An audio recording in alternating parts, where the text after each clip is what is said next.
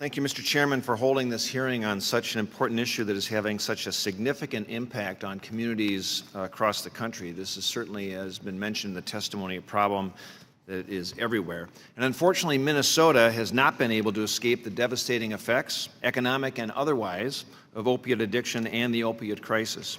Just last month, I spoke to a mother from Maple Grove, Minnesota, whose son bought acrofentanyl, an analog of fentanyl, online. He consumed it, and he died. And it goes without saying that she was devastated by the loss of her son.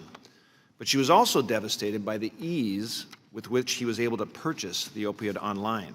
While it may not be within the scope of today's hearing or committee, there is certainly a role for Congress to play to ensure that opioids are not so easily accessible.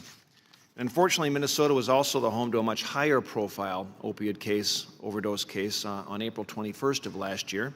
Prince, one of the most successful pop artists of all time, passed away in Chanhassen after taking fentanyl. My point is that this is a problem that affects many different types of people, old and young, rich and poor, your neighbor down the street, as well as an international celebrity.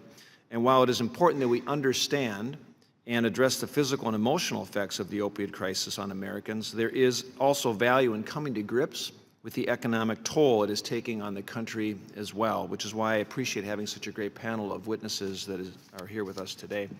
Let me just start with a few questions. Mr. DeWine, the synthetic opiate fentanyl is 100 times more potent than morphine, and then carfentanil is similar, but is 10,000 times as strong as morphine, and then was developed for tranquilizing elephants and other large mammals.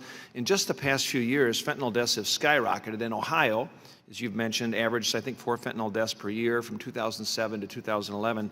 And in 2015, there were 1,155 fentanyl overdose deaths. Do you have insight into the reasons for this development in Ohio in particular, or are there parallels or lessons that can be drawn for other states? Congressman Paulsen, thank you for the question. You know, carfentanil is so dangerous, and fentanyl as well, but carfentanil certainly much more. That about a year ago, we sent a bulletin out to every chief of police and every sheriff in the state, telling him and her and their officers, men and women of these departments, don't field test drugs anymore. Stop it. Don't touch it. We had an experience in Ohio within the last month or so where an officer overdosed literally because he was in the presence of this, and somehow it got into his system. So it is highly dangerous. We believe a couple things are happening. We believe that the fentanyl is coming in primarily from China, although certainly some could be actually being made in Ohio, but we think mostly it's coming in. I know Senator Portman has been directly involved in that concern, and the members of the House and the Senate have been. I think you see the drug dealers, they're great marketers. I mean, it's amazing. I mean, this whole system is all about customer service, and it's all about delivery.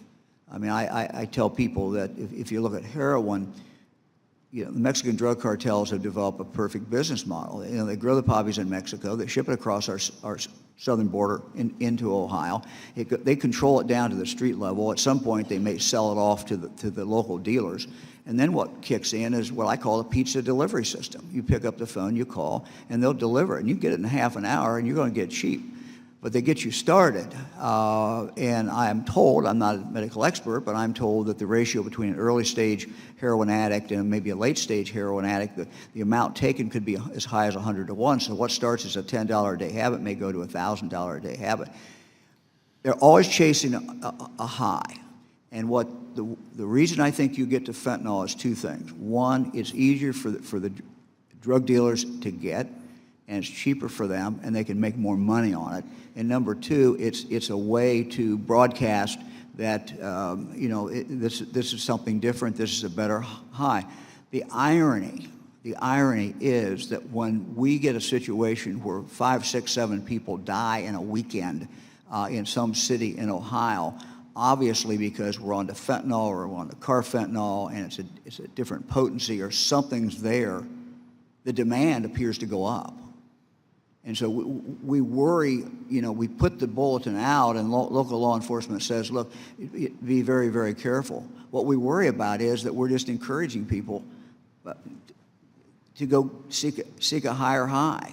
It's just, nothing makes sense about this. And, you know, I think it's clear people's brains are being altered, and they're, you know, the person who is buying it is not looking at it rationally or the way you and I would be looking at it today, not being addicts. Thank you, Mr. Chairman. Thank you. Mr. Delaney is recognized for 5 minutes. Thank you, Mr. Chairman. I want to thank